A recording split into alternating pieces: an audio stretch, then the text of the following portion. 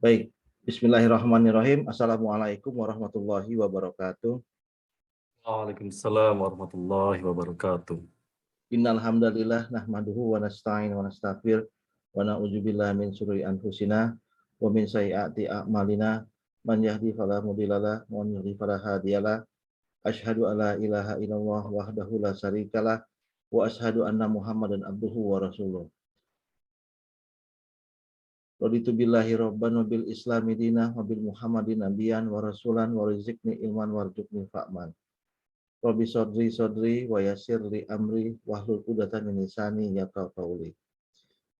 Shadaqallahul azim wa amma ba'du.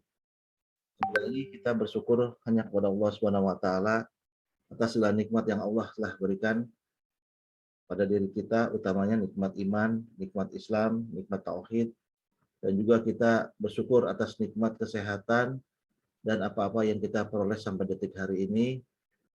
Alhamdulillah ya Allah, alhamdulillah, alhamdulillah. Dan juga kita minta ampunan dari Allah Subhanahu wa taala atas kesalahan dosa-dosa kita, usaha maksiat yang kita lakukan, apakah itu sengaja maupun tidak sengaja, besar maupun kecil. Astagfirullah, astagfirullah, astagfirullah. Salam dan salawat kita sampaikan kepada Rasulullah Shallallahu Alaihi Wasallam, pada para sahabat, pada keluarga, dan para pengikutnya hingga akhir zaman. Dan semoga Allah Ta'ala mentakdirkan diri kita dan keluarga kita, menjadikan diri kita semuanya menjadi golongan Rasulullah Shallallahu Alaihi Wasallam.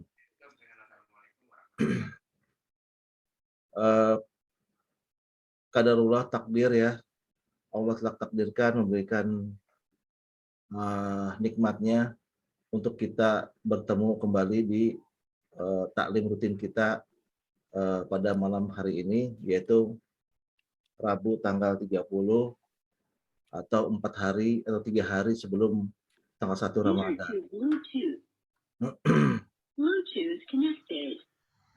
Alhamdulillah, barusan saya lihat Ustadz Farid Nukman Hasan sudah hadir ya. Assalamualaikum. Waalaikumsalam Ustadz. Afwan Ustadz, ana izin untuk buka. Waalaikumsalam. Sehat ya Ustadz ya? Alhamdulillah. Alhamdulillah, alhamdulillah. Saya terusin sedikit ya tadi ya. Saya terusin sedikit ya. Iya, iya. Baik, tema malam hari ini ya, kita memang khusus untuk menyambut bulan puasa atau 1 Ramadan yang insya Allah dalam beberapa hari depan kita sudah dalamnya. Yaitu kita mengusung tema wahai diri jangan kau rusak lagi puasaku, atau intinya adalah jenis amalan yang mengurangi dan menghapus pahala ibadah puasa Ramadan. Ya, yang tadi disebutkan Ustadz Farid Nukman Hasan sudah ada di tengah-tengah kita. Saya mohon izin untuk membuka dulu dan memurojaah tata cara adab kita untuk melakukan kajian taklim Zoom. Baik, slide berikutnya yaitu bentar ya. Ini berikut ini adalah susunan acara. Ya, susunan acara kita mulai persiapan tadi, pembukaan sedikit geser, tidak apa-apa insya Allah. Jam 20 kita lakukan narasumber, pemaparan materi oleh narasumber. Kemudian nanti insya Allah ada tanya jawab ya. Tanya jawab itu sekitar 20 menit ya. Terus kemudian ringkasan doa dan penutup oleh narasumber. Jadi insya Allah dalam 1 jam ke depan gitu ya Ustadz ya, kita maksimalkan untuk materi. Dan MC murojaah terkait dengan reminder terkait adab tata tertib kajian online ya, kita luluskan niat ya semata-mata untuk mencari ridho Allah Subhanahu wa taala. Ya, bagi yang open video nanti kelak kalau misalnya ada sesi tanya jawab, berpakaian rapi dan sopan, dan kita menghadirkan hati dan fisik kita bisa fokus mendengarkan butiran ilmu dari hikmah dari guru kita dalam hal ini Ustaz Farid. Nah, selama kajian berlangsung, kami harapkan di mute all dulu ya teman-teman, Bapak-Bapak, Ibu ya, supaya kita fokus kepada penyampaian dari Ustaz Farid ya. Kemudian juga mungkin dari bandwidth juga stop video juga diperkenankan dulu ya. Terus kemudian nanti pertanyaan melalui chat atau raise hand ya. Kita buka nanti sesi tanya jawab setelah pemaparan.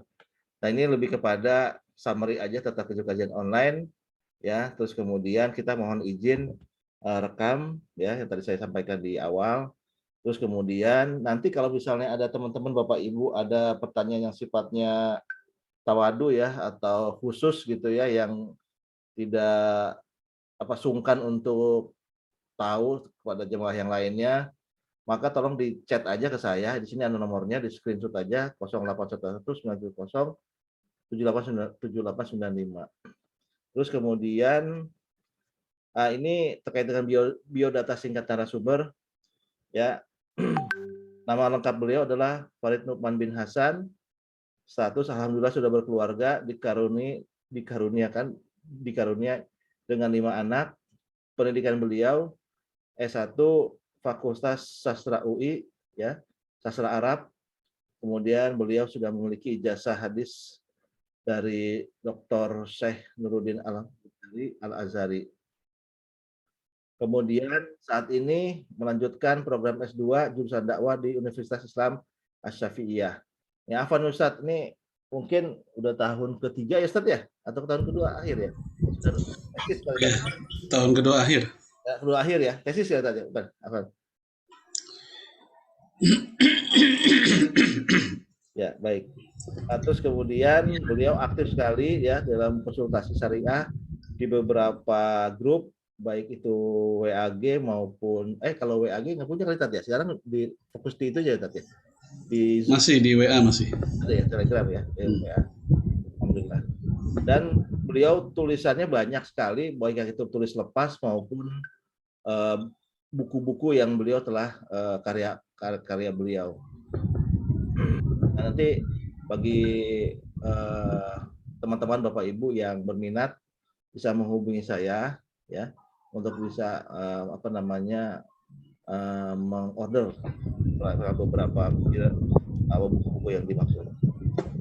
Nah, ini kita skip aja, ini merupakan taklim beberapa belakangan untuk kita ada beberapa rekaman yang mungkin nanti Bapak Ibu membutuhkan. Demikian selesai sesi pembukaan oleh moderator. Alhamdulillah saat ini saatnya kita mendengarkan dari narasumber ya, Ustadz Farid Nu'man Hasan dan kaitannya terkait persiapan Ramadan, khususnya yang tema materi kita usung malam hari ini. Demikian, kurang lebihnya mohon maaf. Assalamualaikum warahmatullahi wabarakatuh. Waalaikumsalam warahmatullahi wabarakatuh. Afwan Ustadz, materinya Ustadz aja ya yang share ya? Iya, saya dijadikan co-host kali ya. Oh iya benar, maaf Afwan. Sebentar. Bentar, co-host.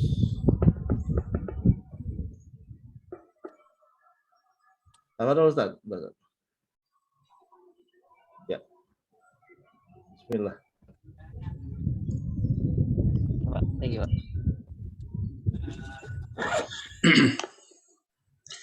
Baik, Bapak Ibu sekalian. Bismillahirrahmanirrahim. Assalamualaikum warahmatullahi wabarakatuh. Waalaikumsalam warahmatullahi wabarakatuh.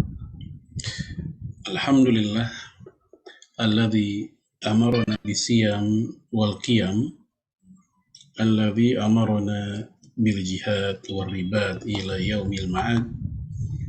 Asyhadu an la ilaha illallah wahdahu la syarika lah wa asyhadu anna Muhammadan abduhu wa rasuluhu la nabiyya ba'dah. Allahumma salli wa sallim ala nabiyyina Muhammad wa ala alihi wa sahbihi ajma'in. Amma ba'd. Bapak Ibu sekalian, a'azanallahu wa iyyakum. Alhamdulillah kita bisa ketemu lagi pada malam hari ini. Tema kita tentang tarhib Ramadan, menyambut datangnya Ramadan. Dan belum terlambat kita berdoa kepada Allah, Allahumma barik lana fi Sya'ban wa ballighna Ramadan. Ya Allah, berkahilah kami di bulan Sya'ban dan sampaikanlah kami ke bulan Ramadan. Yang mungkin beberapa hari lagi ya, antara Sabtu atau Ahad, kita tunggu beritanya di sidang isbat nanti. Ya, dan sudah seharusnya memang bagi seorang muslim mempersiapkan dirinya tentang Ramadan. Ada 3 hal paling tidak. Yang pertama, i'dadul ilmi, yaitu persiapan yang terkait dengan ilmu. Karena ya secara umum yang namanya al-amal bila ilm, ya amal tanpa ilmu potensi merusaknya lebih besar. Nah, nanti bagian itu akan kita bahas secara khusus. Yang kedua, yaitu i'dadur ruhi, persiapan yang sifatnya ruhiyah, mentalitas. Karena walaupun saum Ramadan merupakan ibadah fisik, ya tidak makan, tidak minum, pertarungan secara ruhiyah atau mentalitas itu pun kita rasakan.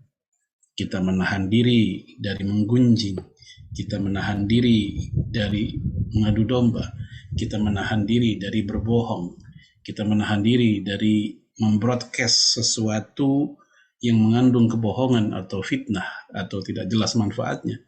Ini semua terkait dengan apa yang sedang berkecamuk dalam pikiran dan hati kita. Itulah yang disebut dengan i'dadur ruhi. Persiapan yang sifatnya mentalitas.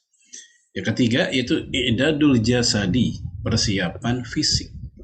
Ya, ala kulli hal bagaimanapun juga beberapa item ibadah di dalam Islam itu membutuhkan fisik yang prima. Ya seperti sholat. Ya sulit kita merasakan syahdu dan khusyuknya sholat jika dalam keadaan ya tubuh kita tidak nyaman. Haji, sulit kita menjalankan manasik haji sendiri jika tubuh kita pun juga tidak nyaman untuk dibawa haji. Dan yang lainnya. Maka 3 persiapan ini mesti diperhatikan secara proporsional. Dengan target, dengan 3 hal ini kita persiapkan, ya target la'allakum tattaqun, ya lebih berpotensi untuk bisa kita capai. Ilmu yang bagus, persiapan ruhiyah yang mantap, dan fisik yang tidak dilupakan. Maka semoga 3 persiapan ini mampu mencapai goal tertinggi dari saum Ramadan, yaitu la'allakum tattaqun. Bapak Ibu sekalian, a'azanallahu wa iyyakum, tema kita tentang wahai diri, jangan kau rusak lagi Ramadanku. Esensi pembahasan ini adalah yaitu mudammirat as-saum, hal-hal yang bisa meluluh lantakkan nilai puasa Ramadan kita. Lelah kita berpuasa, tidak makan, tidak minum, mungkin juga ditambah dengan ngantuk, karena mungkin sedikit mengambil jatah waktu tidur kita.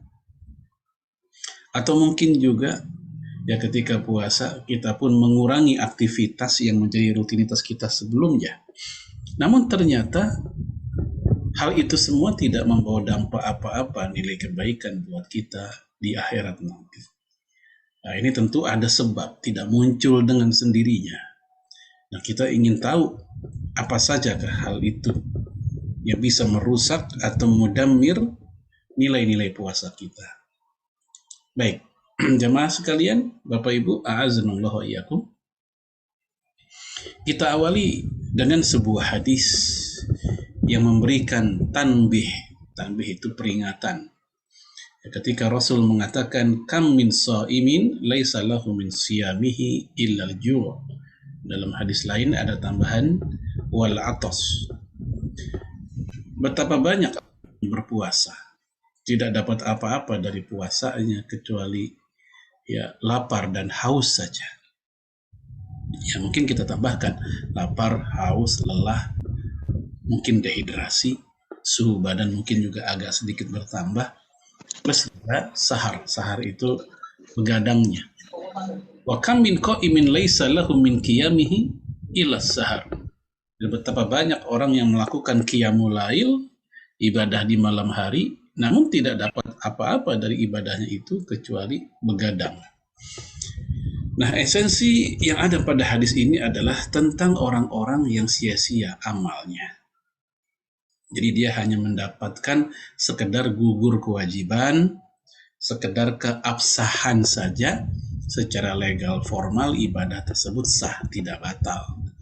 Namun ternyata tidak memiliki as-sawab atau al-ajr, ya pahala, ganjaran, kebaikan. Ya, pada yaumul mizan nanti, pada yaumul akhir nanti dia tidak mendapatkan. Ya, itu dihancurkan, dirubuhkan oleh tingkah lakunya sendiri. Nah, apa sajakah itu? Yang pertama, yaitu al-amalu bila ilm atau bi ghairi ilm, beramal tanpa ilmu. Beramal tanpa ilmu ini sebenarnya ya berbahaya bukan hanya pada Ramadan saja, tapi seluruh aktivitas keislaman, bahkan aktivitas keduniawian tanpa didasari ilmu, ya potensi rusak, potensi gagal lebih besar. Analogi sederhana, ketika kita lihat seseorang siswa atau mahasiswa yang memasuki hari-hari ujian tengah semester atau ujian akhir semester, dalam keadaan mereka sedang mempersiapkan kemampuan kognitif, ya kemampuan memahami soal, kemampuan memahami permasalahan, dan kemampuan menjawab, itu mereka tidak persiapkan, tidak belajar. Ya, apa yang terjadi? Biasanya mahasiswa atau siswa seperti ini, ya posisi nilainya ya, mungkin ya umumnya mereka yang lebih di bawah dibanding yang lebih siap. Ini contoh al-amal bila ilm. Al-Quran sendiri menegaskan di banyak ayat, kita ambil contohnya, wala takfu ma laisa laka bihi ilm. Janganlah kalian ikuti apa-apa ya sesuatu yang kalian tidak punya pengetahuan tentangnya. Nggak boleh sembarangan ngikut, nggak boleh sembarangan berucap, nggak boleh sembarangan berbuat kalau kita emang belum paham. Inna sam'a wal basara wal fuad, karena telinga, mata, hati, kullu ulaika kana anhu mas'ula, sebenarnya akan ada biling tagihan tanggung jawabnya. Dalam ayat yang lain Allah berfirman, annahu la ilaha illallah, ketahuilah, fa'lam, bahwa dialah Allah, tidak ada Tuhan kecuali dia. Ketika Allah mengajarkan tauhid tentang keesaan dirinya, Allah mendahului dengan kalimat fa'lam, ketahuilah, berilmulah, fahamlah. Nah, ini menunjukkan bahwa ilmu itu menjadi muqaddimah, menjadi awal baik perkataan atau perbuatan. Maka Imam Bukhari mengatakan, ya silakan lihat yang paling bawah pojok kanan itu, ada dalam kitab Sahih Bukhari, dia membuat bab berjudul Babul Ilmi Qoblal Qaul wal Amal. Bab tentang ilmu itu mesti sebelum perkataan dan perbuatan. Itulah fondasinya, itulah dasarnya, itulah asasnya. Kuat ilmunya, kuat pula bangunannya. Kuat asasnya, kuat pula gedungnya. Ilmu jika kuat, kemudian luas, kemudian amik, mendalam, maka perkataan dan perbuatannya pun juga ya tidak jauh dari apa yang ada dalam ilmunya.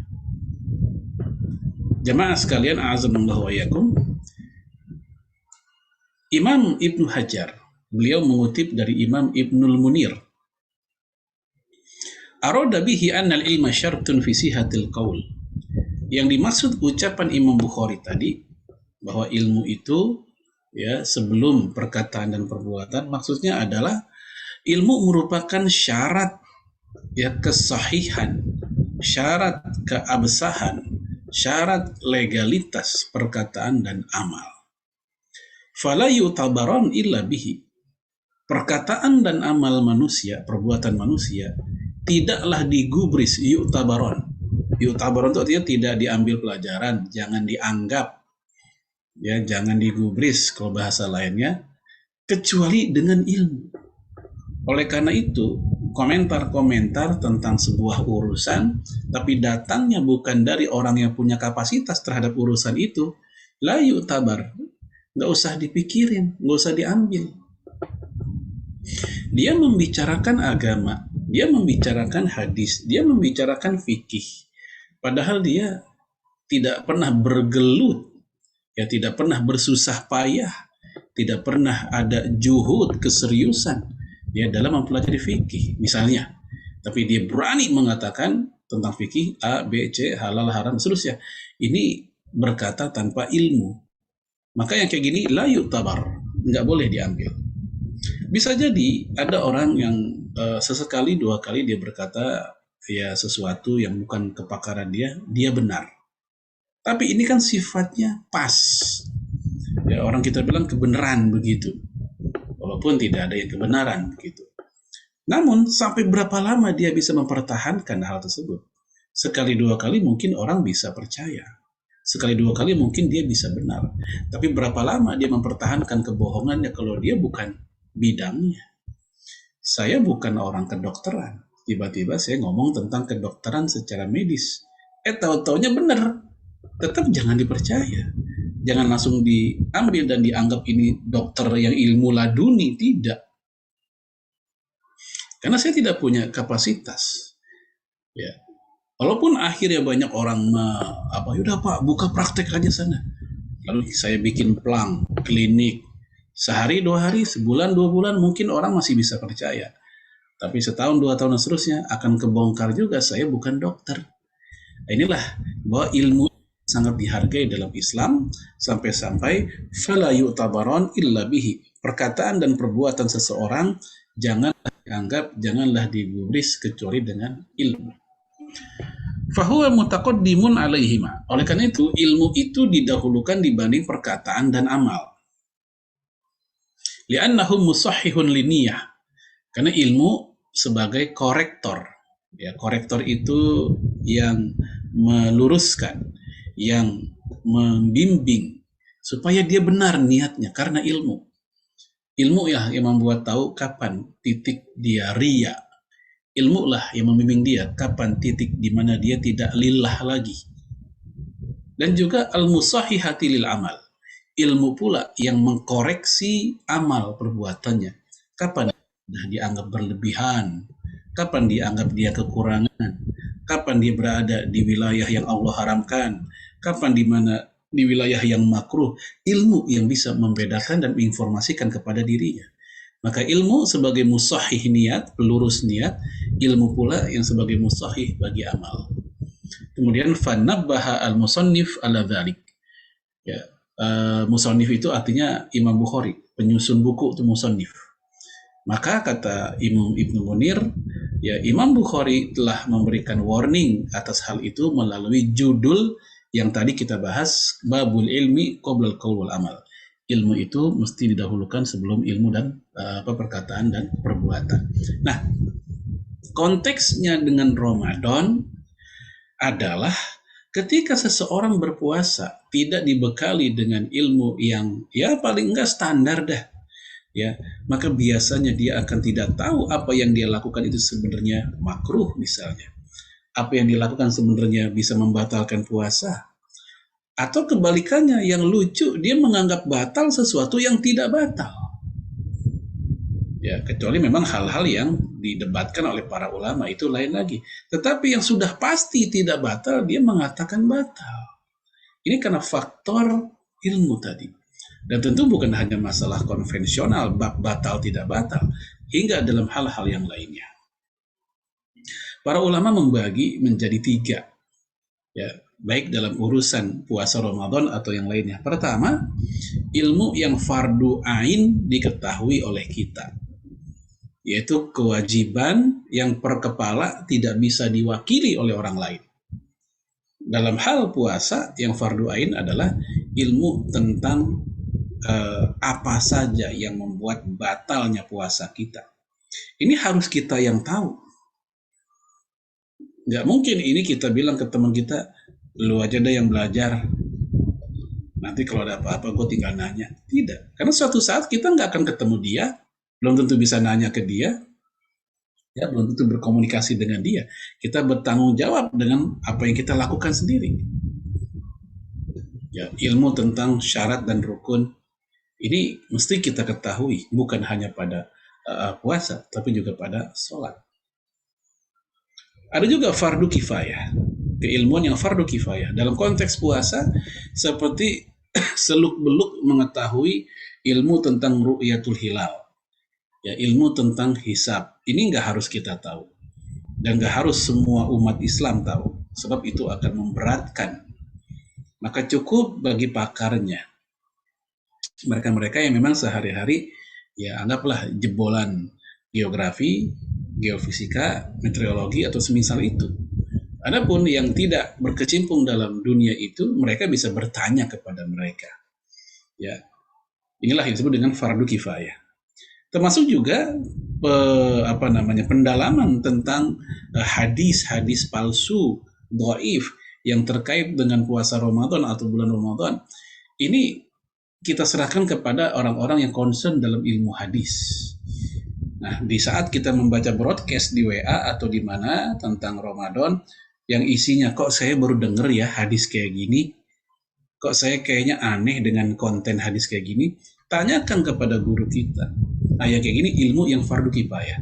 Tidak mesti semua orang tahu, ketika sudah diketahui oleh sebagian orang, sebagian ustaz, sebagian guru, itu udah tercover buat yang lainnya. Yang ketiga, ilmu yang sunnah. Dalam konteks puasa Ramadan, seperti bab tentang keilmuan tentang adab-adab puasa. Kita tidak tahu, tidak masalah, tidak berdosa, dan juga tidak tercela. Tapi kalau kita tahu, jelas itu lebih bagus, lebih indah. Karena itu membuat ya indah dan enak dilihat puasa kita. Ada adab-adab, ada sunnah-sunnah yang kita lakukan. Baik jemaah sekalian, ini yang pertama yang bisa ya teranulir pahala, nilai pahala puasa kita di saat kita berpuasa tanpa ilmu. Yang kedua, adamul ikhlas, hilangnya keikhlasan. Ya, secara umum ya amal manusia itu bukan hanya puasa, tapi yang lain juga memang mesti lillah.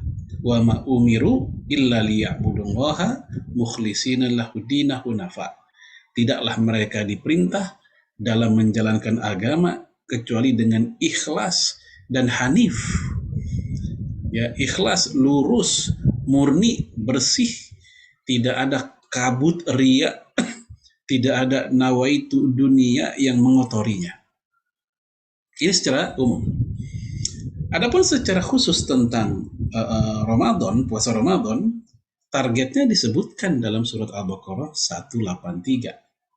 Ya ayyuhalladzina amanu kutiba alaikumusiyam kama kutiba alal ladzina min qablikum la'allakum tattaqun. Yaitu kalimat la'allakum tattaqun itu merupakan ya terminal akhir dari apa yang kita lakukan supaya kalian bertakwa. Dan orang bertakwa udah pasti mereka puasanya lillah. Maka ketika ada orang berpuasa ternyata targetnya adalah semata-mata ingin sehat, targetnya semata-mata ingin mengurangi berat badan, tanpa dia sadari dia telah mendegradasi kesakralan ibadah puasa. Ibadah puasa tak ubahnya hanya seperti diet biasa saja. Tak ubahnya seperti ya sedang ada program nurunin berat badan saja. Itu saja. Yang terjadi yang seperti ini jemaah sekalian, ini akan menghapuskan nilai amal solehnya. Ya, kita lihat di sini hadis man amila minhum amal al-akhirah li dunya. Siapa di antara mereka yang beramal dunia dengan maksud akhirat? Apa amal akhirat dengan maksud dunia? Amalnya amal akhirat, perbuatannya perbuatan akhirat seperti puasa Ramadan, lid dunia, tapi targetnya dunia. Apa tadi? Semata-mata ingin sehat, semata-mata ingin nurunin berat badan misalnya. Apa kata Rasul? Lam yakun lahu fil akhirah nasibun. maka di akhirat nanti dia nggak dapat bagian apa-apa. Di dunia kalaupun dia dapat, alhamdulillah turun berat badannya gitu, dan dia semakin sehat misalnya, dapat. Tapi di akhirat dia nggak dapat apa-apa.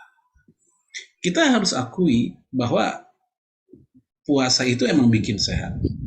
Ya, kajian tentang hal ini dari para ahli sudah membuktikan. Tapi tetap kalau itu pun kita alami, alhamdulillah itu bonus yang didahulukan di dunia. Itu kelebihan yang Allah segerakan di dunia dalam kehidupan kita.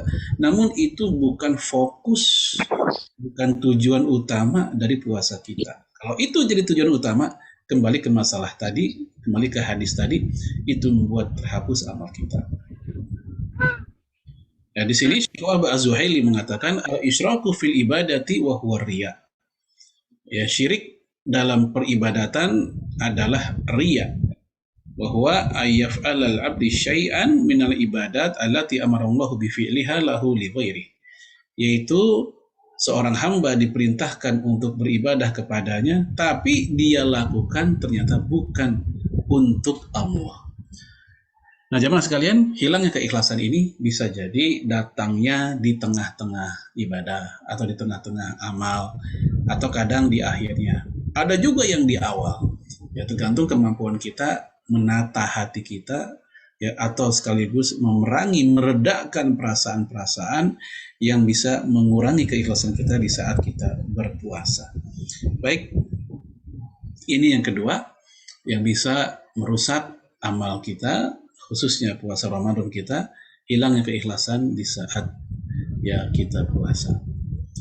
Waduh Pak Haji, lama nggak ketemu, kayaknya perasaan dulu gemuk, kok ini kurusan.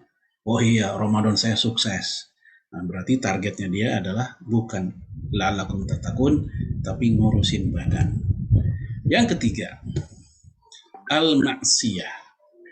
La yazalul ma'siyah. Dia masih melakukan maksiat. Ya.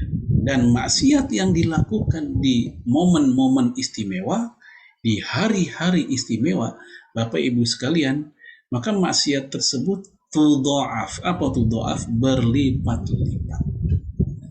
Ya, bukan hanya 1, 2, 3 kali lipat, berlipat-lipat. Tudha'af.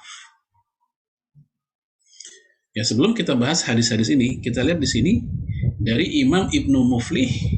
Ya, beliau mengutip dari salah satu tokoh madhab Hambali, Ibnu Taimiyah, bahwa kata beliau rahimahullah, al-ma'asi fil ayamil mu'azzamah wal amkinatil mu'azzamah tughallis ma'siyatiha wa ma'siyataha wa iqabaha biqadri fadilati zamani wal makan.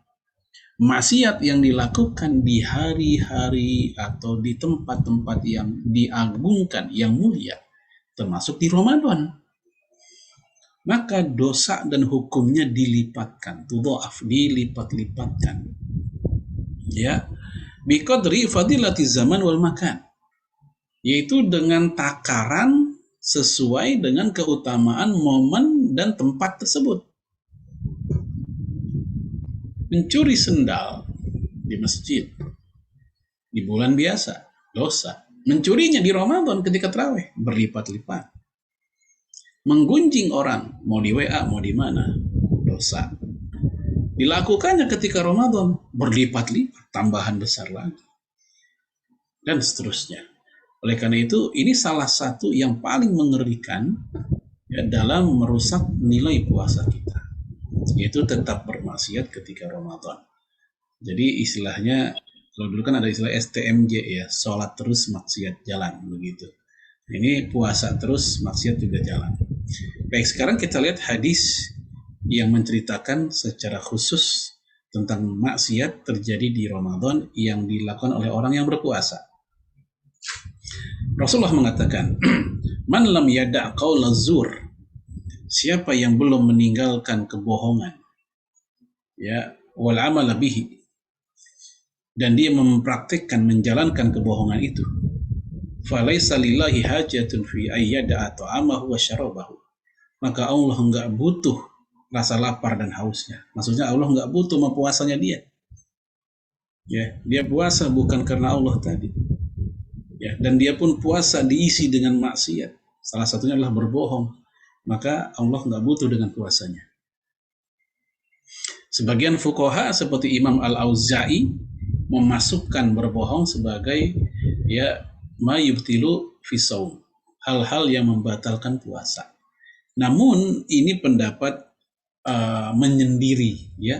Umumnya ahli fikih tidak mengatakan berbohong itu membatalkan puasa, bukan termasuk pembatal puasa, tapi dia perusak nilainya, perusak pahalanya, penghancur pahalanya. Jemaah sekalian, azanallahu ya. Bahkan Rasulullah mengkategorikan qauluzur, yakni qauluzur ini sebagai dosa besar. Bukan semata-mata dia merusak pahala, tapi juga dosa besar, qauluzur. Rasul sedang duduk bersama para sahabat di bawah pohon, ini dikisahkan dalam hadis Imam Ahmad. Nabi bertanya, "A'alimukum bi akbaril kabair?" Mau nggak kalian saya tunjukin dosa besar yang paling besar? Para sahabat belum ada yang jawab, diam semuanya. Hingga sampai ketiga kalinya Rasul bertanya, baru mereka jawab, bala ya Rasul, tentu hai Rasul. Maka Nabi pun menerangkan, yang pertama al-isyraku billah, syirik. Yang kedua uququl walidain, durhaka sama orang tua. Begitu yang ketiga, lagi duduk nih, Rasul bangun sambil berdiri dan jalan. Kata Rasulullah, ya qauluzur, diulang-ulang. Ya qauluzur, yaitu kesaksian palsu, kesaksian bohong, ya sumpah palsu, sumpah bohong, terus begitu diulang-ulang. Kata perawi hadis itu, sahabat yang merawatkan hadis tersebut, dia mengatakan seandainya Rasul mengucapkan qauluzur cuma sekali, itu udah cukup, kita udah ngerti. Sebagaimana ngucapin syirik cuma sekali, durhaka orang tua cuma sekali, kita udah ngerti. Nah, kenapa Rasul mengulang-ulang qauluzur? Karena jemaah sekalian, qauluzur ini sesuatu kesalahan besar yang banyak diremehkan. Kalau syirik, orang Islam insya Allah ngerti dah. Dia udah tahu nih dosa besar, ngeri. Ya, durhaka orang tua juga demikian. Tapi qauluzur, banyak di antara umat Islam yang meremehkan, menggampang-gampangkan. Apa contoh qauluzur? Ya kita ambil contoh, mohon maaf, bisa bapak-bapak ketika sholat Jumat ke sebuah daerah, misalnya lagi dalam perjalanan ya, lalu melipir ke pinggir jalan, sholat Jumat di sebuah masjid di pinggir jalan. Tahu-taunya di situ akan ada sholat jenazah. Selesai sholat jenazah, ya misal kita ikut sholat jenazah di situ, biasanya nih si imam akan berkata begini biasanya. Ya, nashhadu annahu min ahlil khair. Kita bersaksi dia ahlul khair, dia orang baik. Jamaah tuh biasanya akan teriak-teriak khair ya khair gitu. Kita pun kadang latah ikut-ikutan khair. Padahal kenal juga enggak. Kita belum kenal sama dia baik atau tidak. Kita bilang dia ahlul khair. Khawatir jatuhnya ini kesaksian palsu. Kita menyaksikan sesuatu yang tidak pernah kita saksikan. Begitu kita pakai sepatu atau sendal di depan masjid, kita tanya sama orang sebelah, itu yang meninggal siapa Pak? Anak muda. Iya, kenapa meninggalnya? Mabok. Lah mabok masa ahlul khair, kan gak enak. Anak muda, kenapa meninggalnya? Ngetrek depan masjid. Masa ahlul khair? Akhirnya kita khawatir kita jatuh dalam ya tadi qauluzur, kesaksian palsu. Memang kita berbaik sangka kepada mayit muslim manapun, semoga memang dia ahlul khair. Atau contoh yang kedua, seperti mengendorse sebuah produk, anggaplah obat atau apa, di mana dia sendiri belum pernah ngerasain khasiatnya. Seperti bintang-bintang iklan ini, hati-hati. Ya minum ini, ya minum itu. Ya lalu disitakan langsung sembuh segala macam. Padahal dia sendiri belum pernah merasakan, belum pernah membuktikan. Terlepas dari itu kan hanya sandiwara segala macam, tapi ucapan tersebut tetap tercatat sisi malaikat bahwa dia mengucapkan sesuatu yang dia sendiri belum pernah merasakan. Ya, dia mengendorse sebuah produk, ini produk Tokcer, ini produk Mujarab, ini obat, dan seterusnya. Nomor 1, KW1. Padahal dia juga belum pernah merasakan. Maka apakah dia lupa dengan hadis ini tentang qauluzur, celaka? Ya, bahkan Rasul mengatakan ini bagian dari dosa besar, kesaksian palsu. Dan ini jika terjadi di bulan Ramadan, lebih parah lagi. Kemudian jemaah sekalian yang kedua, hadis yang kedua. Laisa siyamu minal akli wasyarab. Puasa itu bukan sekedar nahan makan dan minum saja. Innama siyamu, sesungguhnya yang namanya puasa itu minal lagwi warrofas. Itu menahan diri dari hal yang sia-sia dan rofas. Rofas itu melepaskan secara liar syahwat. Ya, hal-hal yang lagu atau melalaikan, dia gampangnya begini aja. Hal-hal yang diperintahkan sama agama tidak, dilarang juga tidak. Namun hal tersebut ya bisa membuat orang lupa diri atau lalai. Seperti misalnya permainan. Permainan perintah agama nggak ada. Larangannya ya nggak juga, kecuali dalam konten-konten permainan tertentu yang memang mengandung hal-hal yang haram. Tapi permainan apapun biasanya punya potensi bikin orang lalai memang. Bikin orang lupa diri. Ya, baik permainan ketangkasan, permainan yang sifatnya sekedar permainan saja, semua sama. Kecuali Rasul memberikan pengecualian, yaitu bergurau dengan istri, ya, berpanah, kuda, ya, berpanah dan kuda, ya, kuda ini nggak dihitung sebagai kelalaian, ya. Adapun rofas itu artinya seseorang ketika puasa masih aja ya kelayaban itu mata, tidak gordul basor, tidak menundukkan pandangan. Masih itu HP atau laptopnya dipakai untuk sebab maksiat mata dia. Melihat sesuatu yang bisa membuat turunnya murka Allah kepadanya. Ya, rofas. Fa in sabaka ahadun, jika seorang mencela kamu, au jahul alaik, atau mengganggumu, faltakul, maka katakanlah olehmu, inni soim, saya puasa. Nah, ini menunjukkan bahwa ya hal-hal yang bisa merusak puasa seseorang itu ya ternyata dari sisi maksiat itu cukup banyak ya. Di hadis ini hanya memberikan sampel saja. Prinsipnya apapun yang bernama maksiat, dia bisa menggerus kualitas nilai puasa kita. Ya, di sini kita lihat, maka stop dusta tadi ya, gibah. Untuk gibah hati-hati nih buat yang di WA, apa itu jadi admin bertanggung jawab tuh untuk broadcast. Kalau isinya banyak bohong, isinya broadcast yang aneh-aneh, nah dia harus memberikan lampu kuning atau kartu kuning kepada orang yang melakukannya. Supaya apa? Melindungi kualitas puasa satu grup. Jangan sampai mereka mengkonsumsi berita bohong semua. Kemudian lagun, lalai. Kemudian bermusuhan, tidak sholat. Nah, ini kan cukup banyak. Ya mungkin di antara kita pernah lihat ada orang atau rekan kita atau siapa gitu, ya puasa sih puasa, rajin deh, tapi sholat mah enggak. Ya padahal sholat sebagaimana puasa ya sama-sama rukun Islam, harus dilakukan semua. Nggak boleh ada yang dianaktirikan. Ya al-ahdu ladzi bainana wa bainahum as-shalah wa man tarakaha faqad kafar. Perbedaan kita dengan non-Islam adalah sholat. Maka siapa yang meninggalkan sholat maka dia telah keluar dari Islam. Ya walaupun dia puasa, walaupun dia zakat, walaupun dia haji, meremehkan sholat hingga sampai mengingkarinya, maka dia bisa teranulir keislamannya. Atau dia masih meyakini kewajibannya tapi malas. Ya jumhur ulama mengatakan dia fasik, dosa besar walaupun dia puasa. Masing-masing tetap mendapatkan poinnya atau ya dispoinnya sama. Kemudian tidak menutup aurat. Ya, mohon maaf, sebagian muslimah kita atau anak gadis kita, adik-adik kita, ketika bulan Ramadan harusnya menjadi momen yang tepat bagi mereka untuk memperbaiki diri, wabil khusus nutup aurat, ternyata tidak sedikit mereka masih seperti itu. Nah, kita khawatir kena di sini, yaitu maksiat yang dilakukan di bulan-bulan atau di waktu yang mulia, maka berlipat-lipat nilai dosanya.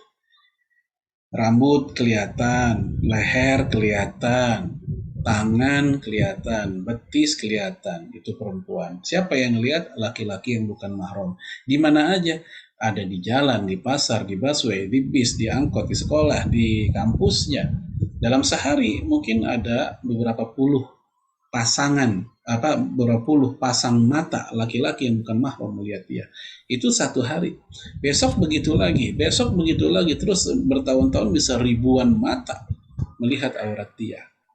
Dan dia membiarkan itu, padahal dia tahu hukumnya wajib misalnya. Nah, orang tuanya pun sudah memberitahu.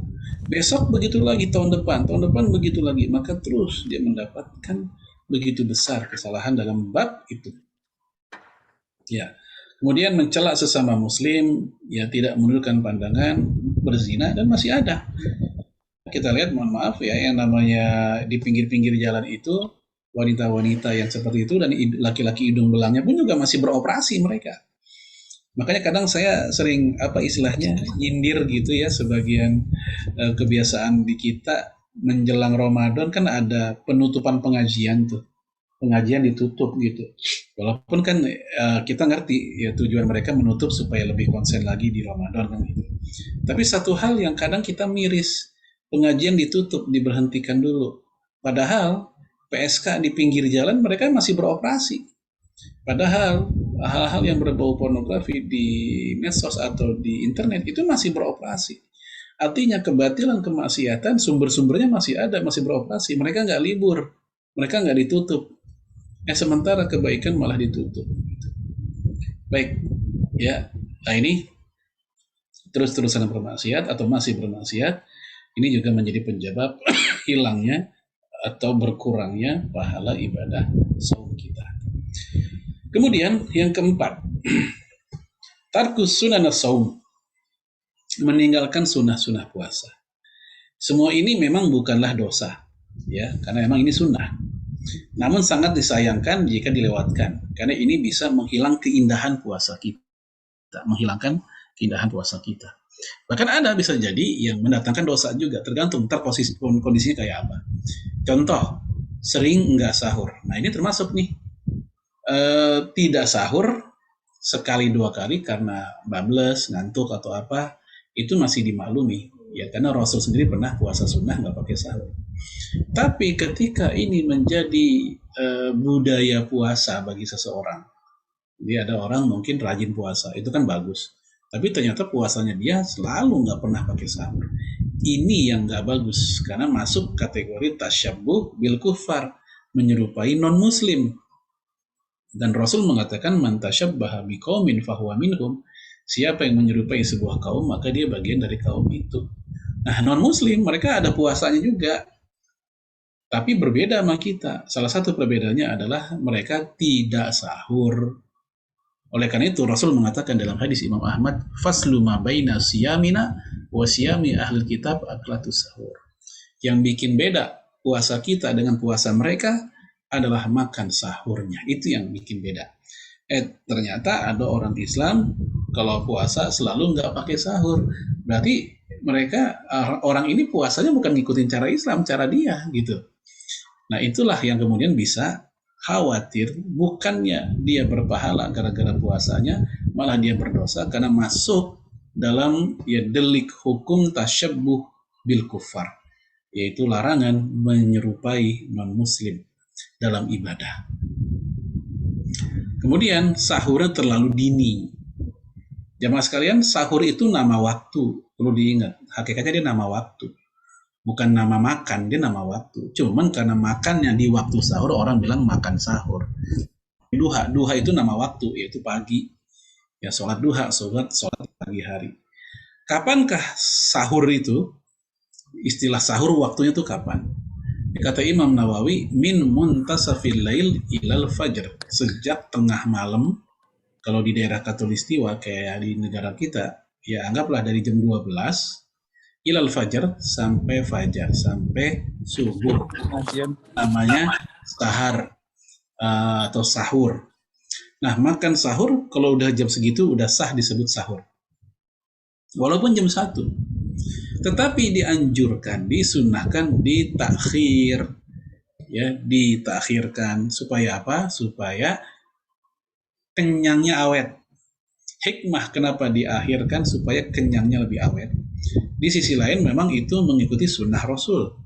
alaihi salatu wassalam. Beliau, kata Anas bin Malik, jarak antara sahurnya Rasulullah ke azan subuh itu seperti orang membaca Quran 50 ayat. Berapa menit? Kalau kita buka di YouTube itu ada murotalnya atau tilawahnya Syekh Mishari Rashid Al-Fasi. Nah, beliau membaca surat Al-Mulk atau Tabarok itu kan 30 ayat. Beliau baca dengan bacaan yang santai, yang mendayu-dayu. Itu menghabiskan waktu kurang lebih 9 menit. 30 ayat 9 menit. Tambah lagi 20 ayat biar 50. Ya kira-kira ya 15 menit lah. Ya itu 50 ayat jaraknya. Seakan-akan setara dengan 15 menit dari dia makan sahur hingga sampai ke subuhnya. Artinya nggak terlalu mepet banget dan juga nggak terlalu jauh. Dengan demikian yang tadi saya katakan hikmahnya kenyang itu terjadi. Nah, ini mentakhir sahur. Jangan terlalu dini. Adapun sahur jam 11, jam 10 malam itu bukan sahur. Ya, Syekh Abdullah Al-Faqih dari Qatar mengatakan sahur sebelum tengah malam itu bukan sahur secara syar'i. Walaupun ya sah-sah aja orang makan, kalau disebut makan ya nggak ada masalah. Dan puasanya pun juga nggak ada masalah. Namun kalau ingin disebut sahur dia tidak dikatakan sahur. Kemudian dia meninggalkan menyegerakan saat berbuka. Jadi bukannya takjil itu artinya bersegera. Bukan buka puasa dalam bahasa Arab iftar. Nah, kadang orang kita salah sebut, salah pakai. Udah beli takjilan belum? Nggak ada beli takjilan. Takjil itu artinya bersegera. Masa udah beli bersegera gitu. Yang benar adalah iftar, buka puasa gitu. Nah, jemaah sekalian, dianjurkan untuk bersegera. Begitu kita masuk ke maghrib, udah masuk waktunya, walaupun barangkali muazin minum dulu segelas gitu, sehingga mungkin agak sedikit tertunda barang beberapa detik, tadi kita udah boleh. Yang penting waktunya udah masuk, bersegera. Ya. Dan tidak pada tempatnya dalam kondisi seperti itu seseorang menunda dengan alasan innallaha ma'as sabirin. Allah cinta orang-orang sabar, Allah bersama orang-orang sabar. Betul, tapi konteksnya bukan itu ayat yang paling pas ketika buka puasa menyegerakan. Yang paling pas adalah Qul in kuntum tuhibbunallah fattabi'uni yuhibbukumullah wa yaghfir lakum dzunubakum wallahu ghafurur rahim. Katakanlah, jika kalian ngaku cinta Allah, maka ikutilah sunnah Rasul. Ya, niscaya Allah pun mencintai kalian. Nah, dalam kondisi kayak gitu, yang diikuti ya sunnah Rasul. Sunnahnya apa? Bersegera. Makanya Rasul menyatakan juga bersegera dan memuji orang yang bersegera berbuka. Kemudian, tidak memanfaatkan waktu untuk berdoa dan sedekah. Itu kita dikasih waktu luar biasa lama dalam sehari untuk doa. Rasul pernah bilang, salah satu naturadu dakwatuhum. Ada 3 kelompok manusia yang doanya nggak ditolak. Yang pertama Nabi sebut dakwatus shaim hatta yuftir. Doanya orang berpuasa sampai dia berbuka. Sejak dia berpuasa tuh, dari subuh sampai maghrib, ya anggaplah 13 jam, begitu panjang durasinya, pakai buat doa. Dalam hadis lain ada tambahan, ya la turaddu da'watuhum itu yang enggak ditolak doanya, yaitu da'watus shaim inda fitri. Ya, dalam hadis lain ya lis-shaim, ya bagi orang yang berpuasa, ya mereka lahud du'a maturad. Mereka memiliki doa yang tidak ditolak. Kapan? Inda fitri, ketika berbuka. Maka Bapak Ibu, ketika kita menjelang berbuka, coba ya kita kumpulin anak-anak kita. Kalau kita lagi di rumah bersama anak, istri, dan anak pun juga lagi nggak kuliah atau lagi nggak ada kos di rumah, kita ngumpul. Ya sambil nunggu maghrib, kira-kira 5 menit lagi, ya boleh dibuka dengan bismillah, kultum sebentar. Kemudian kita doa di situ. Ya dipimpin oleh suami, oleh ayahnya. Ya dengan membaca asyhadu alla ilaha illallah astaghfirullah as'aluka ridhaka wal jannah wa a'udzubika min sakhatika wan nar. Ya tentang doa ini ya ada disebutkan dalam hadis Imam Ibnu Huzaimah. Ya, jadi ini momen buat berdoa apapun. Doa akhirat kita duluin, doa-doa dunia pun silahkan setelah itu. Di waktu itu sangat luar biasa. Kata Rasul, bagi orang beriman, orang yang berpuasa, tidak, ya mereka memiliki doa yang tidak akan ditolak saat indah fitri ketika berbuka. Kemudian tidak terawih dan tidak iktikaf. Walaupun sekali lagi ini semua hal-hal yang sunnah, namun sebaiknya jangan sampai kita abaikan. Karena ini bagian dari yang membuat semakin kokoh dan indahnya puasa seseorang. Yang terakhir, yang merusak puasa kita adalah al-israf fil mubah atau fil mubahat, berlebihan dalam hal-hal yang mubah, yang boleh. Berlebihan dalam yang sunnah aja nggak boleh, Bapak Ibu. Apalagi berlebihan dalam hal yang sekedar boleh. Contohnya apa? Berlebihan dalam yang sunnah nggak boleh. Contoh seperti orang ya berlebihan puasa tahajud, sholat tahajud sampai berpuluh-puluh rakaat, namun subuhnya jam 9 pagi.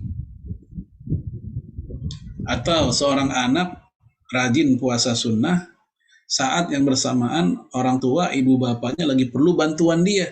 Bantuan yang sifatnya waktu dan fisik, yang mungkin melelahkan. Tapi si anak lebih mementingkan puasa sunnahnya. Maka ya jangan sampai dia meninggalkan yang wajib gara-gara yang sunnah.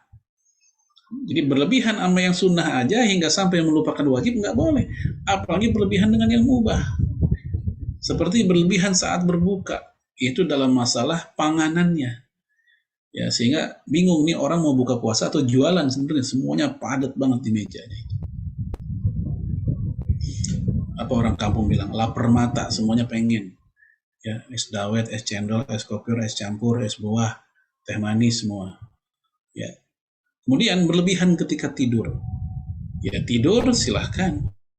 Tapi ketika dia berlebihan hingga sampai melewati hal-hal yang lebih penting dari tidur, maka hati-hati, ini jatuhnya makruh.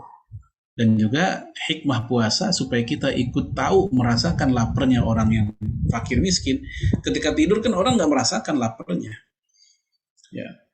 Kalau dia beralasan dengan hadis naumus shaim ibadah, tidurnya orang puasa itu ibadah, maka ini hadis pun tidak bisa dijadikan dalil karena statusnya dhaif jiddan, sangat lemah. Karena dia sangat lemah, tidak authentic teks, maka dia tidak bisa dijadikan dalil. Apalagi kalau kita ingat prestasi-prestasi para sahabat Nabi ketika Ramadan di zaman dulu itu luar biasa. Perang Badar, Fathu Mekah, penghancuran berhala Uzzat, ya, penaklukan Baitul Maqdis. Itu hal-hal yang sifatnya berat semua. Tapi prestasi itu mereka lakukan dan berhasil dilakukan di bulan Ramadan. Kemudian yang ketiga, berlebihan dalam persiapan fisik hari raya. Ya, baju lebarannya, makanannya, biji ketapang kembang goyang putih salju, ya, kacang mede sama ketupatnya. Itu aja tuh yang bikin dia sibuk. Ya, sementara akhirnya itikaf jadi korban, baca Quran jadi korban, ya, sedekah jadi korban karena tergerus habis oleh hal-hal yang sifatnya dekorasi ini. Harusnya persiapan hari raya itu adalah tentang ilmu. Malam takbiran udah boleh sejak kapan sih kalau lagi mau hari raya? Zakat fitrah paling lambat kapan sih boleh dikeluarkan, dan lebih afdol kapan? Istri saya sedang hamil, apakah anak yang di dalam kandungan boleh nggak dizakatin? Ya, zakat fitrahnya wajib nggak? Kapan batasannya dia sudah wajib? Kalau memang wajib kapan? Ya, boleh nggak sih zakat fitrah itu kita keluarkan di hari haknya Lebaran? Kemudian ketika sholat Id, ya, di masjid saya ngadain, tapi bukan di lapangan, di masjid. Apakah itu boleh? Nah, ini hal-hal seperti ini yang kita pelajari supaya pas kita hari raya itu melakukan hari raya sebagaimana Ramadan, yaitu dengan ilmu. Ya, katanya Rasul kalau berangkat hari raya itu sholat hari raya ya di sebuah jalan, nanti pulangnya lewat jalan lain. Katanya Rasulullah itu kalau lagi hari raya itu pakai pakaian khusus. Dia punya 2 hullah itu mantel. Ya, warnanya hijau, ya satu warnanya merah. Yang dipakai hanya ketika hari raya dan hari Jumat. Hari-hari biasa nggak pernah pakai. Oh, berarti kalau hari raya Rasul pakai baju khusus. Nah, ini kan menjadi sunnah gitu. Nah, kita pun ingin melakukannya. Nah, yang seperti ini yang harusnya kita persiapkan ketika di hari raya. Baik, jemaah sekalian, ini di antara poin-poin ya yang dapat puasa kita merusak dalam arti bukan membatalkan, tapi nilainya bahkan hingga sampai menghilangkan sama sekali. Ya, semoga bermanfaat dan kita mempelajarinya bukan untuk melakukan, tapi mempelajari untuk menghindari. Saya kembalikan ke Pak Roni Kiat. Hadanallah wa yakum ajmain. Assalamualaikum warahmatullahi wabarakatuh. Waalaikumsalam warahmatullahi wabarakatuh. Syukran jazakallah khairan atas penyampaian pemaparan materi yang Ustadz Khalid Lukman sampaikan. Dan saat ini dan sekarang tiba waktunya kita masuk ke sesi tanya jawab. Mungkin dari Bapak dan Ibu telah memiliki beberapa pertanyaan, kami persilahkan.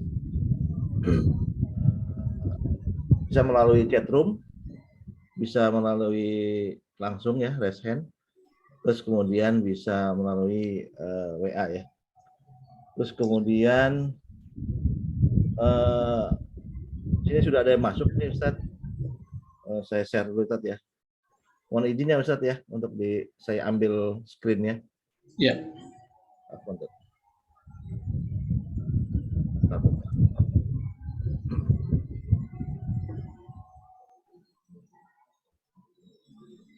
Ini pertanyaan pertama yaitu apakah kaidah saat di bulan haram atau tempat haram seperti bulan Zulhijjah atau bulan-bulan haram yang 4 itu Ustaz, seperti tidak boleh rofas, tidak boleh jidal, bisa diterapkan di bulan Ramadan seperti yang dijelaskan di awal ta'lim ini. Silakan Ustaz. Ya.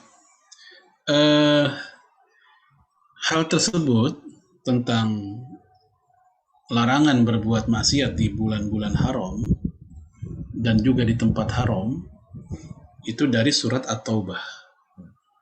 Allah berfirman, "Fala tazlimu fihinna anfusakum." Janganlah kalian berbuat zalim di bulan-bulan haram. Ya, zalim di sini maksudnya maksiat atau pelanggaran. Lalu kata Imam Ibnu Katsir, ya annal ma'asi fi baladil haram tudha'af. Ya, maksiat di negeri-negeri haram, di tanah haram itu berlipat-lipat.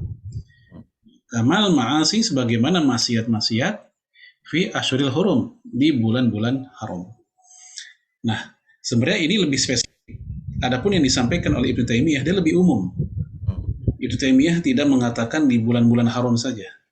Yang tadi sudah kita bahas di awal, tapi itu berlaku untuk di al-ayyam al-mu'azzamah, di hari-hari yang dimuliakan, di momen-momen yang dimuliakan, yang diagungkan. Nah, salah satunya adalah di bulan-bulan haram tadi.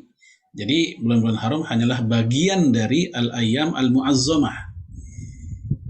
Ya, maksiat di al-ayyam al-mu'azzamah, di waktu-waktu, di hari-hari yang diagungkan, nilainya besar, bobotnya lebih besar lagi maksiat itu. Nah, bulan haram adalah bagian dari al-ayyam al-mu'azzamah. Jadi begitu. Wallahu a'lam. Ya. Ya. Syukran jazakallah Ustadz. Ini ada sudah masuk dari chat ya. Terkait dengan waktu imsak. Ya, terkait dengan waktu imsak, Ustadz. Mungkin Bapak bisa langsung tanyakan langsung, kami persilakan dan di unmute, silakan. Atau saya yang bacakan. Silakan. Sebentar ya, Pak. Oke. Atau saya yang bacakan ya. Oke. Assalamualaikum, mau tanya mengenai istilah waktu imsak, Ustaz. Mengenai istilah waktu imsak, Ustaz. Mungkin Iya. Silakan. Ya, imsak, waktu imsak ya, yang ada di jadwal imsakiyah itu ya maksudnya. Betul. Ya, imsak artinya secara bahasa menahan diri. Ini secara bahasa. Adapun waktu imsak yang ada di jadwal imsakiyah itu ibarat lampu merah, dia adalah lampu kuning. Kuning saja. Ya, supaya kita siap-siap untuk subuh. Bukan waktu terlarang makan, minum, tidak. Itu masih dibolehkan makan dan minum. Karena dalam hadis dari Aisyah, larangan makan dan minum ketika malam hari hingga sampai pagi sahur itu ketika azannya Bilal, kata Rasul. Dan kapankah Bilal azan? Yaitu ketika subuh, bukan ketika imsak. Dan istilah imsak, artian jadwal imsakiyah, memang itu spesial khas tradisi di Indonesia. Tujuannya baik sebenarnya untuk tadi mempersiapkan diri siap-siap ke masjid gitu. Namun sayang ya, sebagian orang awam salah paham. Mereka menjadikan imsak itu sebagai waktu terlarang sahur, padahal masih boleh untuk makan dan minum sahur. Ini yang perlu diingat-ingat tentang posisi imsak ya dalam konteks jadwal imsakiyah tersebut. Kemudian, apakah imsak ini bid'ah karena dia hal yang baru? Kalau ini dianggap bagian dari agama atau ibadah puasa, maka memang itu mengada-ngada. Namun kalau dianggap ini bukan bagian dari ibadah puasanya, ini hanyalah sifatnya alan batu atau kontrol saja, sama seperti posisinya dengan alarm atau alat hitung zikir, tasbih. Tujuannya hanya untuk membantu saja supaya orang lebih siap, lebih prepare itu. Kalau sekedar itu saja maka dia bukan bid'ah.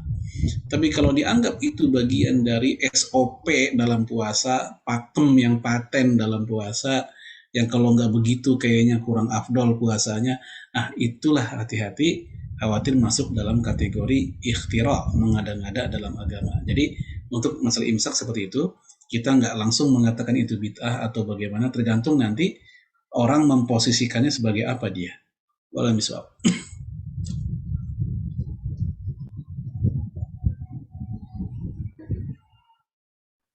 Baik, syukur jazakallah Ustadz atas penjelasannya. Apakah penanya cukup puas ya untuk jawaban Ustadz ya?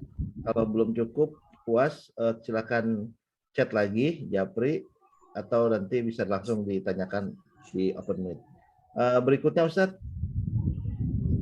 sebentar Ustadz. Ini ada pertanyaan dari, ini saya sediakan dulu sebentar ya. Cukup ya. Izin bertanya, Ramadan selain fitrah, zakat apa saja yang wajib dikeluarkan?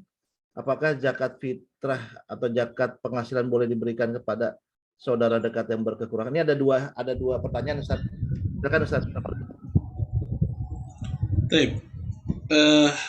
Zakat yang terkait dengan Ramadan memang hanya zakat fitrah saja.